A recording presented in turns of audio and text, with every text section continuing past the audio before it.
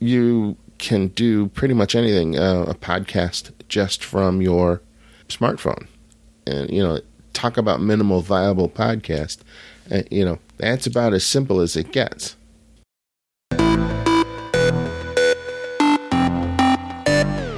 Podcast by Friday with Bill Griggs and Kingsley Grant. We help people to create their minimal viable podcast by taking bold action to defeat procrastination and to get their voices heard.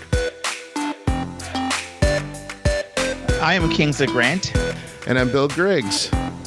And we are the hosts of Podcast by Friday. Technology is a wonderful thing. It can change the way we work. It can make things easier to do that were hard to do before. Nowhere is this more evident than with smartphones and smart devices.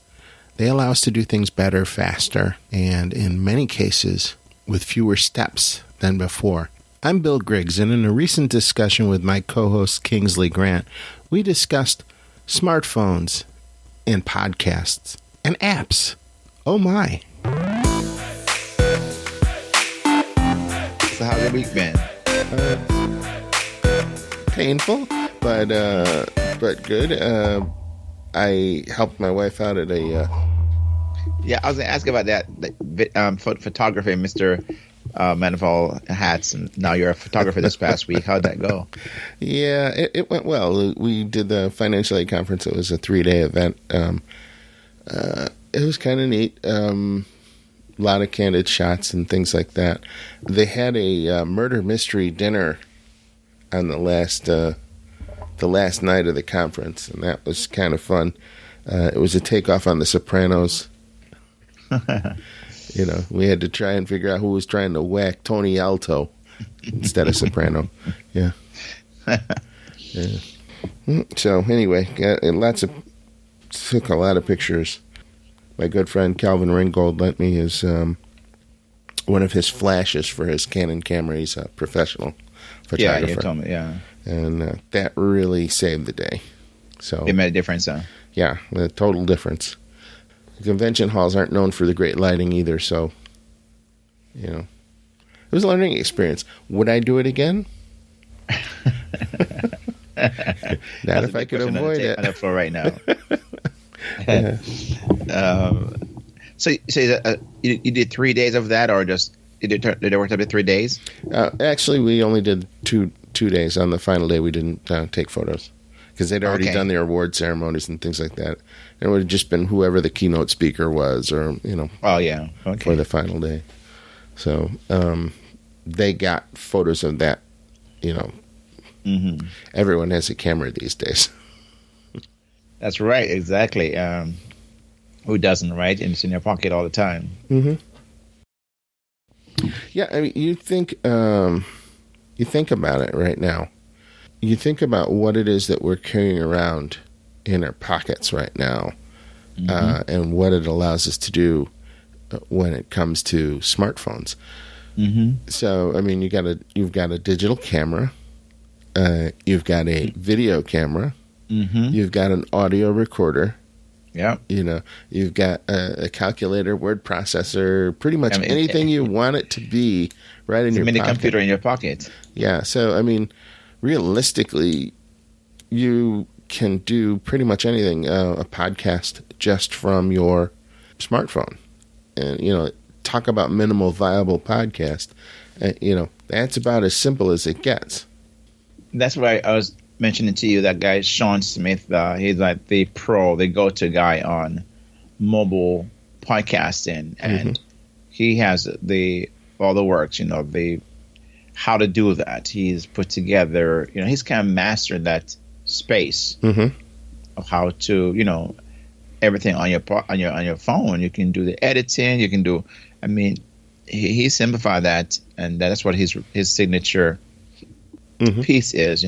Yeah, I'm wondering mostly about the editing part because that seems like that would be almost a nightmare. But yeah, I think the way he's put it together. I'm not really explored in depth, but it's where he found a way where it can be done in just everything all set up. Your outros, intros, all of that is there, ready to go, and it's amazing. Well, I know that, for instance, I host on Spreaker right now, and I know that they have a mobile app that is a sound recording studio built in, and they've also got a desktop version, which is a little more robust. But one of the things that Russ Johns, the person that showed me, told me about Spreaker the first time, was he was doing stuff from his phone live, because it also does live streaming. Yeah, I thought that was kind of cool. So, with the free version, I mean, there's not even any cost for somebody to start doing that. So, yeah, okay. So I'm looking at the mobile app. I was just curious to see what it talks about. But it's available for iOS and Android, Spreaker mobile app, and it's pretty neat little setup. I know that you can record things. You can have sound effects queued up. You can have, regular tracks that you've already edited queued up to go so that you can, lay them in place as things are going. There's also social interaction built into it, so that's kind of cool. And I have that's the one from Spreaker, right? Mm-hmm. Yep, and I'm sure all the other hosting services are either developing something like this or have something like this already. Because I know the desktop version is pretty good, and I used it when we first got started. I think that I switched over because they were doing something with the audio compression that I didn't like when they were switching to MP3, and so I went over to to Audacity to improve that. And I understand that Adobe Audition is even got better, but that's a monthly cost. So, yeah, it's one of those things. Yeah, no, like Libsyn also have an app. They can help it create an app. I just got an email yesterday about that as well. Again, and they'll support your app that they'll create. You can make it, It's a podcast player, basically. I have not explored as much as find out what all it entails. Mm-hmm. But they do have that ability to do that. I'm on Libsyn's site now, looking to see what you're talking about. Yeah. Mobile apps for podcasts. Yeah, let's see. Libsyn's custom smartphone app for podcasters engages audiences beyond the regular audio or video episodes with 4 different kinds of content accepted by the app: audio, video, PDF, and text. PDF. That's interesting. Mm-hmm. So you can offer I'm reading their their thing. So you can offer audiences extras, blog posts, transcripts, and more all in one place. And the apps make it easy for the user to share their favorite episodes, popular social media outlets, and star and download episodes for offline entertainment. Interesting. So, wonder what that costs. Yeah, I'm not sure. I think I want to think it's part of your. I'm not sure if it's a premium offer that once you have the premium offer, you can have access to that. I don't. I have not actually looked into it because I know that. So do I have the? Do I want to get into all that right now? And I think I may not. I don't think I want to get into it right now. Eventually, I will, but maybe not right now. Yeah, I'm on their pricing plan chart where they show the things, and it says custom mobile apps, developers fee may apply, but if you get the advanced app, it adds $10 a month to the cost of your service. So instead of $20 a month, you'd have a $30 a month bill. Okay. For that. Let's see. But what about the free one? Grow your audience with a free app listing across 4 app markets. Oh, that's just a listing. Okay. Mm-hmm. Well, anyway, kind of cool to explore what's out there. Yeah. Podbean is the same thing, I think. Podbean? Yeah. Oh. It's kind of interesting because we're exploring this. We're finding out on live. Let's see.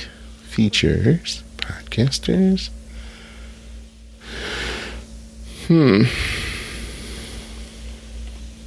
Features. Here we go. Publish, design, settings, and share. Beautiful themes. Customizable. iPhone and Android app. There we go.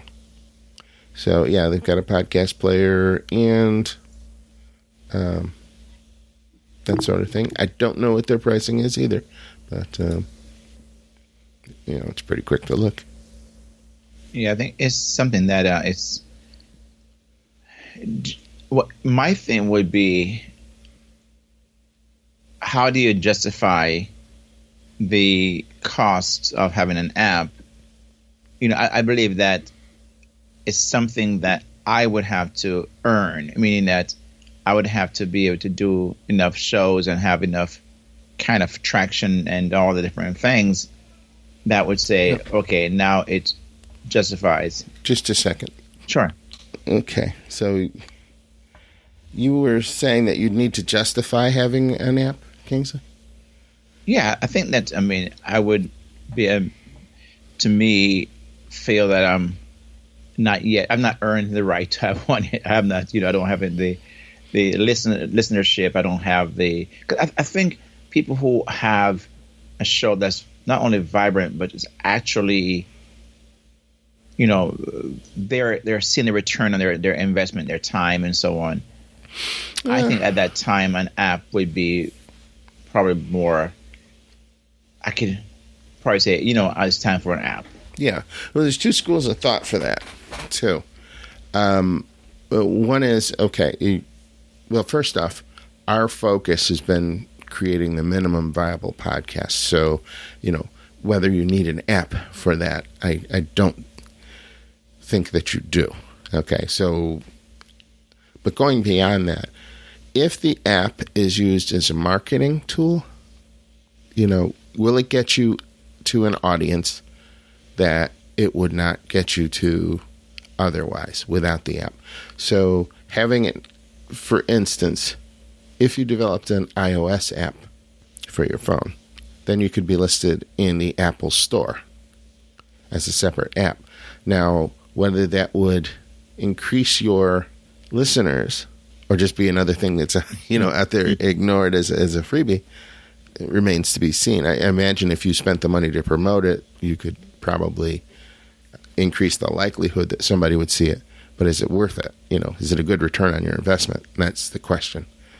Yeah, and I think also the idea of, because there's a large population of Android users. Mm-hmm. That means you have to now come up with two apps, because one for the Apple phones, the iOS, and one for the Android, because they both are not equally, they're not used across both platforms. Right.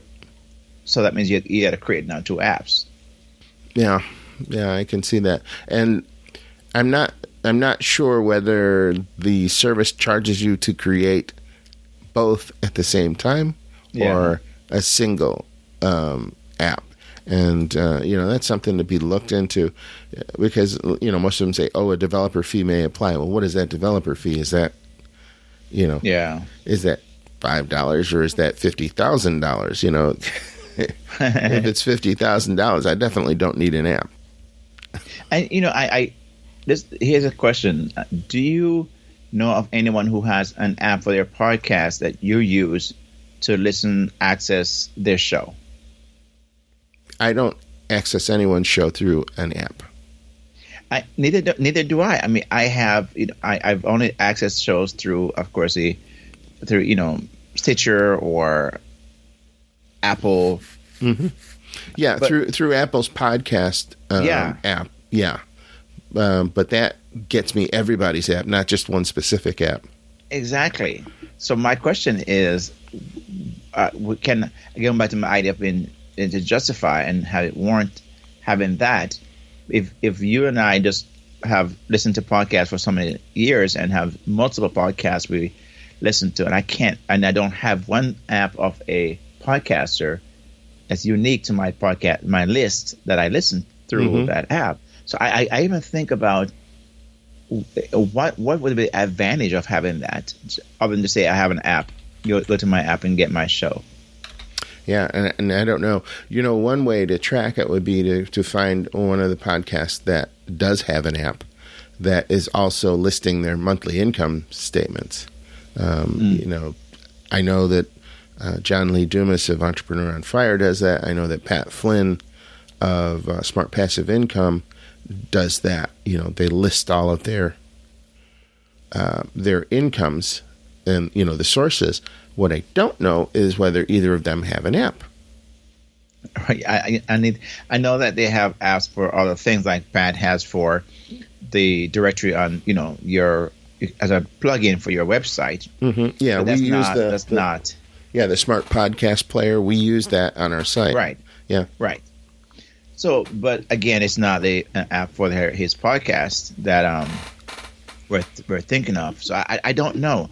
I think it's a cool idea. It may be something that catches on. I don't know. But I think the dominant players right now that people use, or dominant access that they use to get to the podcast and their shows, are just the main ones that we've talked about earlier, Stitcher and the Apple Podcast Player and a few others out there. Yeah. I think that they would also use. So I got curious now. That me. Down the rabbit hole he goes. But I'm looking through Pat Flynn's income report for September, just to see if he has an app listed here. Let's see. Screen flow, teach policy, book sales, niche sites, podcast sponsorship. Nope. Software and apps. Okay. iPhone paid apps. Oh, he does have one. Okay, so he's got iPhone paid apps, which I don't know what that is, and he doesn't really explain it, but he's making $186.20. Or wait, let me make sure that's not making, that's an expense.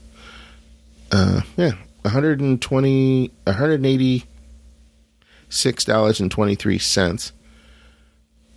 But then he shows a negative $63.89 in the next column, which is not explained what it is. And I'm wondering, though, is that an app for his podcast, or the apps he has created, like the Smart Passive Player app? Yeah. I don't know. But the interesting part is he's down 25%. He's got his last column as the percentage of gain or loss, and he's down 25% on this one. So that's just for that month. But the iPhone free app makes him $127. And he's up $40 from last month. So apparently, if you're going to do the app, make it free, and put some, in-app purchases in it or something like that. But yeah, he's making 40. Basically, he's up 46% on that one compared to the last time he broke that down. So that's interesting. I should go back a different month. I just chose the 1 month.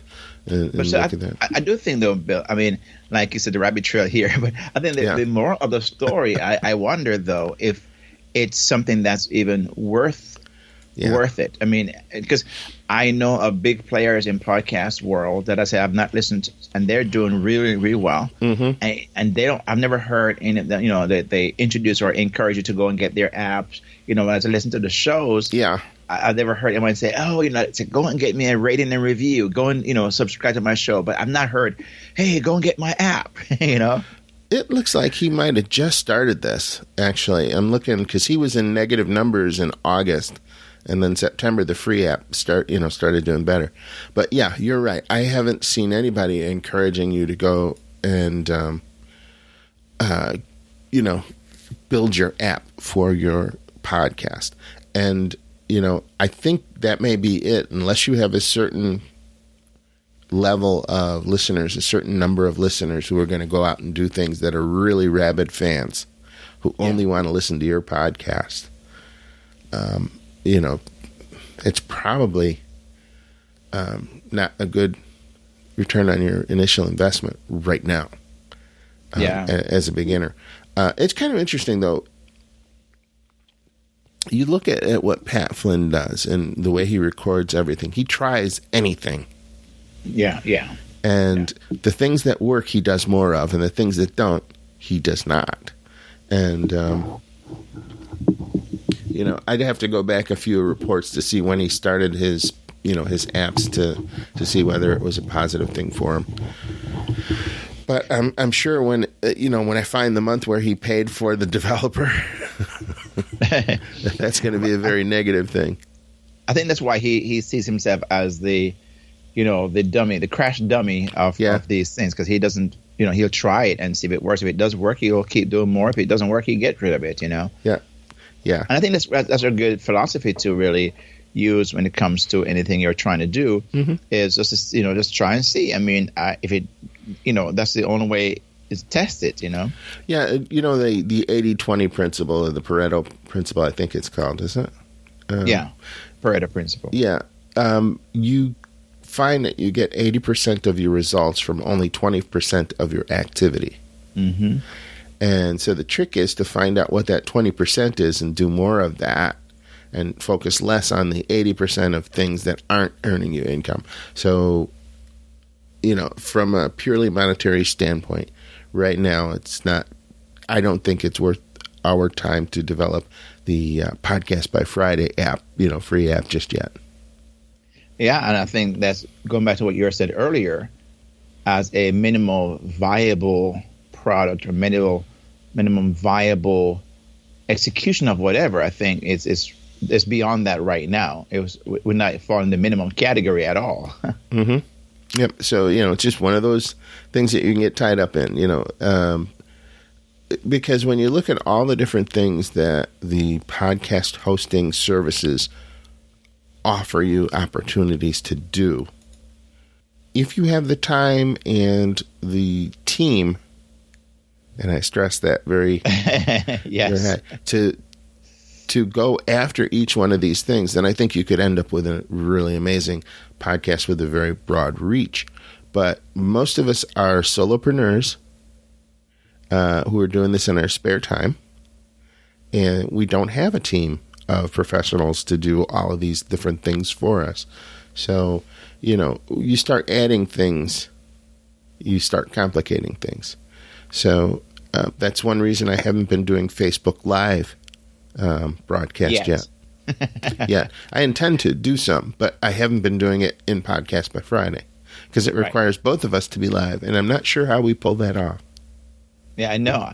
I saw someone just yesterday doing something like that, and I think it's possible to be able to share. Actually, it was Russ Johns. I saw him because they created this mastermind Facebook group, and him and the other two persons that are doing it with him were on live.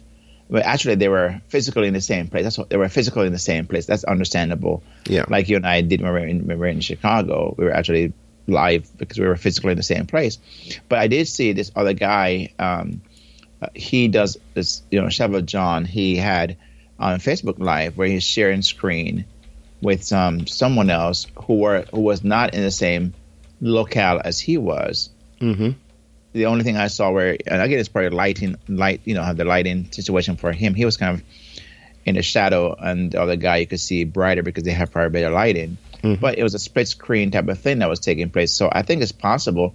And Facebook know the advantage of having that, because they're trying to dominate in those areas of the video, and to have this kind of idea of shared screen and multiple people talking at the same time, because that was what Blab did before Blab died. Mm-hmm. It gave it the ability to do that, and I think that's what Facebook is going to do, is kind of come in that space and almost like a webinar shared hosting type of thing, know. Well, there are services. I just looked up. There are services that allow you to do multiple streams. I'm just not sure whether Facebook's app is one that lets you do that. But I do know that you can do it live, multiple streams on YouTube. Yeah. So, I'm not sure. Well, there is. Like I said, I forget I know the acronym is OBS, which is a software we talked about before that allows you to, but it doesn't allow you to do it in. I think it's only pages and maybe groups. Facebook Live, you cannot do it on your timeline. You have to have a page. I think it's a page you have to use that software. But I think for the person who is doing a podcast, maybe right now, going back to the minimum viable option or execution or something, is that might be, again, something to have down the road, but not necessarily add to the complexity of just getting their podcast going right now, though. I'm wondering if that is still as accurate today as it was last year. But hear me out for a second. Okay. So I'm thinking about the examples of YouTube. Let's say you're using YouTube to create a video stream, because all of those live broadcasting things are actually video streams. That's what most people do, except for, you can do a live streaming audio like on Spreaker. That was one of the things you could do. So when 2 episodes ago, we were discussing adding timestamps and extracting audio and that sort of thing. If you get a chance and are really interested in that subject, you could go back to listen to Podcast by Friday, episode 11, which will tell you that. You can just go to podcastbyfriday.com/11. The number's 11. And that was transcripts, timestamps, and audio extraction was the name of that episode. But anyway, so here's my point. If you're creating your live stream on YouTube, and then extracting the audio to use in a podcast in the normal sense of the word, and creating your transcripts and all your timestamps and everything, then it might just make sense. Because you're getting your material out in multiple platforms at once. It's no longer minimal, but it is efficient. Now, here's my thing, though, going to that because we were just talking about how to use, we're talking about Facebook Live, and we know that Facebook Live and Facebook is encouraging more live to really, and we find and that they're promoting it, and they're promoting it as well. Yeah, they're promoting it, and I find a lot of podcasters are doing that because they're taking advantage while they're going as good, and so going to YouTube to do that. So I could see where you could, like I said, the show we did about extraction and so on, we could do that live in YouTube. And then use the audio and make that into a podcast, a show. But then I'm wondering, how would you then get the most exposure of that, which you want to possibly do in Facebook, even though the length of that might be too much for a Facebook Live event, unless you have a large following.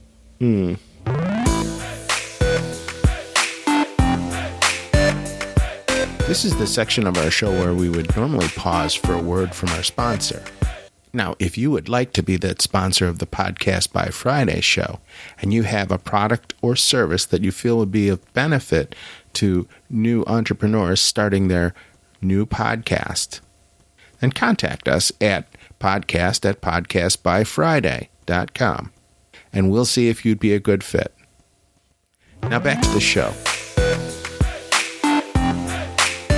Could do that live in YouTube, and then use the audio and make that into a podcast, a show. But then I'm wondering, how would you then get the most exposure of that, which you want to possibly do in Facebook, even though the length of that might be too much for a Facebook Live event, unless you have a large following.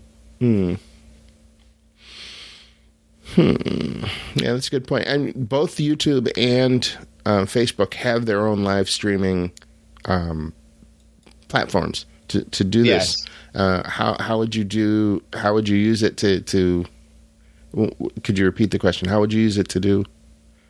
Because we were talking about how Facebook Live and how Facebook is a place for you to promote your show and get a further reach. How would you get a further reach? Yeah. Yeah. That would have to happen through promotion. Letting people know in advance that you're going to be doing a live episode, sending it out to your mailing list, sending it out to your followers, assuming you have any. Because, if it's your first week of podcasting, you may not have any followers, but you can still send out the live streaming notice to all the people you know on social media. Yeah, that's true. And you know what, I think also, too, that if that person is good at editing or knows someone who can help them just to take a clip, maybe a 30-second to a minute clip of that show that they did on YouTube, even though Facebook prefer the organic upload where you're actually in Facebook creating the video and not uploading it, because when you upload videos for Facebook, it doesn't give you as much exposure as when you are there doing it in a native setting. So I find that, but still, it could be used as a marketing tool. It could be used as to ads in Facebook. It could be used as just to show what is to be expected if they go to watch your. So it becomes a promotional piece, but not the whole show. Yeah, and we're kind of dancing all around this, but in Facebook live broadcast, they are showing you how many people are online at the time, and the neat part is when it's done, that episode is still available for people to look at and comment, and that was the one thing that I saw in Facebook Live that was interesting to me. People actually making comments, so you knew what was working and hitting home with them. What excuse me, what parts resonated with them because they made comments. And also, when they make the comments, it timestamps that, so you know about where you were in your broadcast when they felt compelled to say something to you. So you could really actually use that to find out what it is your audience is resonating with and what to do more of. You could also find out where to possibly spend more time or even develop or do another show or something around where the more engagement you received is that, maybe I need to do another show on this one piece here, or do a blog post or something, a product, whatever it is, because now you have some kind of, it's verified that this is something that people are interested in. It's, it gives you real-time feedback, which I love, and because one of the difficulties with a new podcast, even when I compare Podcast by Friday with my other podcast, CNC Router Tips, or with your podcast, which it has been really doing well, the Midlife Launch. When I compare the listeners and the responses that we're getting from Podcast by Friday to our over a year old podcast, it's there's no comparison. That's true. But you have to build an audience over time. Yes. And knowing what the audience likes, knowing what the audience wants to hear more of, that's very, very important data. And encouraging the audience to respond and to let you know what they want is difficult sometimes. And I would encourage every single person who happens to listen to this podcast, take the time to respond to us and let us know, is this something you want to hear? Is there something that we said that you'd like to hear more about? Did we go on too long about something? All of that, any feedback is good feedback as far as I'm concerned, because it's going to make us better at what we do, and it'll make our shows better and more focused for you, the listener. Yeah, I think it allows us to bring the value based upon what people want rather than what we think they want. I think it's a really a good way. We're talking about split testing is what we're in a sense talking about to some degree, where you're testing different ways to see what resonates most with your audience by the feedback you receive, and then you realize, okay, I need to do more of this. So I'm hearing you're saying is that if that person listening even now would say, hey, let me tell these guys what parts of this I like. Is it the bantering? Is it the not agreeing about certain things? Is it the different perspective? Is that, one of those, wait a minute, let me, is it going on the rabbit hole? And all of those things are interesting because it makes the show what it is. And I think the dynamic of it. So all those things, the feedback on that is almost a split testing to say, this is working, give us more of that. And they will decide what to give more of, Yeah. I mean, when you get someone who loves to think about what's going on in people's minds, that's you, Kingsley, and a total nerdy Google addict, which is me, who always has to know, what's behind that door, it can make for some interesting conversation. And it's fun to test everything. I mean, our whole podcast has been built around testing things, because if you look at what we've done from the beginning, we've explored not only just, getting started with a podcast, but we've explored the different formats of podcasts. I mean, because, we'll do an interview episode one time. We'll do a question and answer episode. We'll do, we just did a 5 favorite things episode and that sort of thing. Because there are people who have each one of these kinds of episodes as the basis of their program. And we wanted to show that you could do any of these things, and experiment with them. Some are easier than others. I agree. And I think that's one other thing I find, as you said earlier, is really inviting the feedback, because again, that's the way we are able to tell. Because we could sit here and think in our heads and just brainstorm and say, people need this. And that's why I think probably as a podcaster, it's so important not only have a list to get some feedback from, but also to have avenues or places like a Facebook Live where you can get immediate lifetime, response that, something is clicking, is really making sense to that person. And I think every podcaster needs to have some kind of way to get a feedback. And it could be the rating and reviews that they're looking at, and people are saying, here's what I like about the show. 5 stars, for example, which we're asking you to give us a 5-star or an honest review and rating on the show. But I think it's really that engagement gets you a way to measure what's working, value being given, and so on. Because you always want to create something better than the last one. Yeah. And I think you need the help, which we do need the help of your input to know what it is to create. We don't have all the answers. Yeah. Without your responses, without your input, we are just flying blind. And, what interests us may not interest you, and we need to know. Right. And frankly, what interests you might not interest us, so then we can pivot. But you don't know. You can't make changes until you look at something, measure the results, and then make an informed decision. And that's what feedback, that's what reviews and ratings do for a podcast. They help us make informed decisions about how to proceed. And I think also too, Bill, it's the idea of, your show is not for everybody. My show is not for everybody. The person who's listening to your show will not be for everybody. So you have to then find out who is your show for and realize, give them what they want, which would immediately exclude the person that the show is not for. Mm-hmm. So it's not trying to meet everybody's need. If once you have an idea where you're going with your show and realize, okay, once I've identified my audience, I need to give them more and I hear from them. Which going to be, you may lose some people, but that's okay. You lose the people you don't need, and you gain the people that you really need to make your podcast successful. And I really don't want a listener who's not into my show. Exactly. I would love them to test it out to see if it's something they like. But if it's not for them, they should listen to what is for them.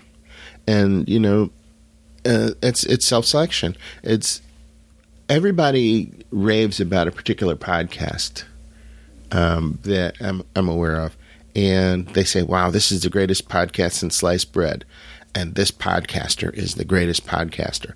And I've yet to go and actually listen to those episodes by that particular podcaster. I'm not going to call them out by name because maybe I will go and explore them later on today.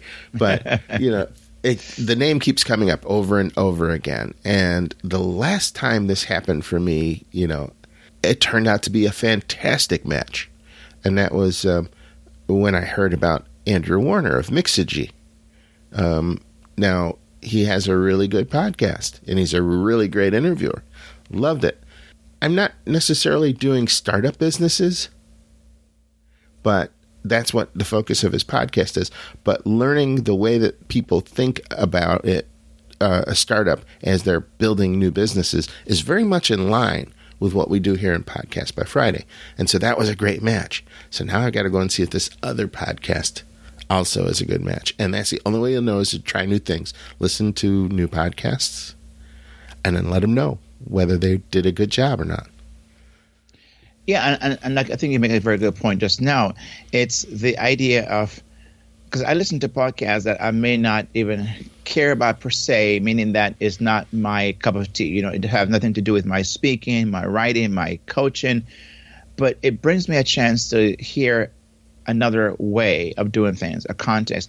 I can learn something from that. So it doesn't mean I have to stick with every time with just the one, put my blinders on and say, hey, I'm going to be only in podcast about podcasting. Yeah. About podcasting. Yeah. Right. I can listen to like another show that has to do with, finances or do with speaking or leadership, whatever it is. And I can listen for a period of time and then get something from that and come and give my audience what I've learned from that. So I think it's good to have a taste and well-rounded, but then at the same time, you have to know who your audience is, who you're after, and make that your primary focus at all times. Yeah. Now,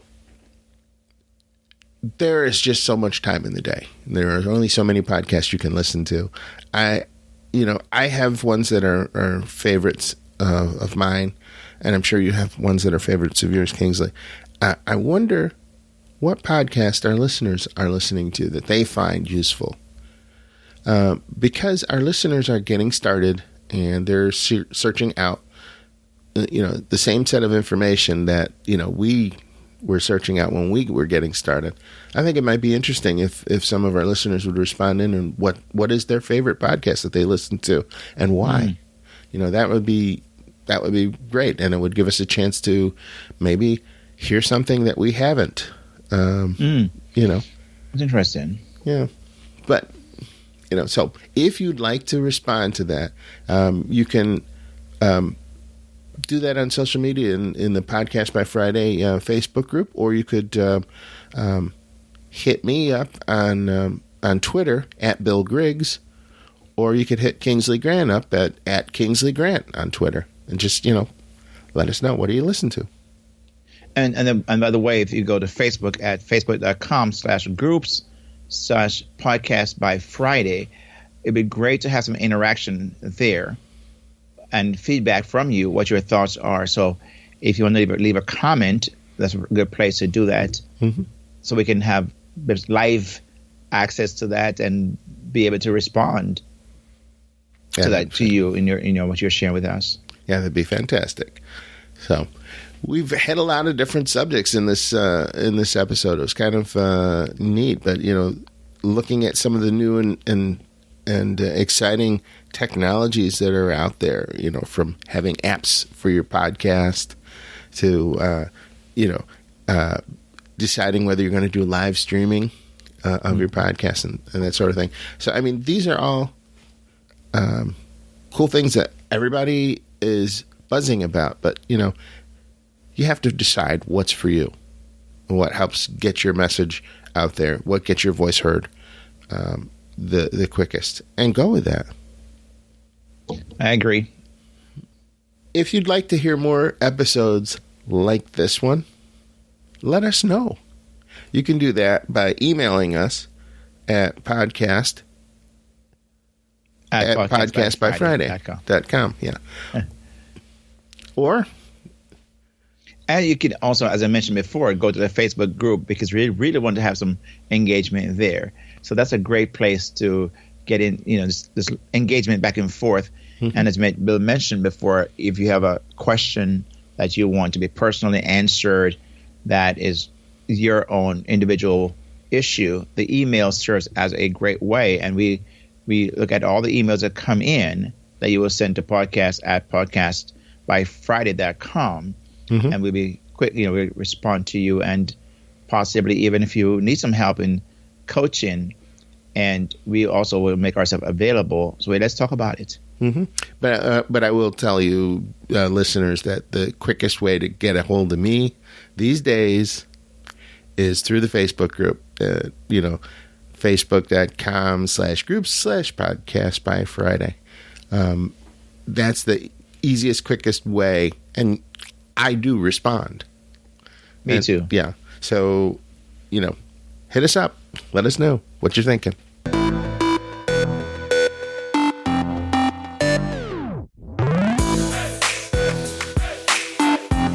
Podcast by Friday. Take bold action to create your minimal viable podcast today. Check out new episodes at podcastbyfriday.com or on iTunes or Spreaker.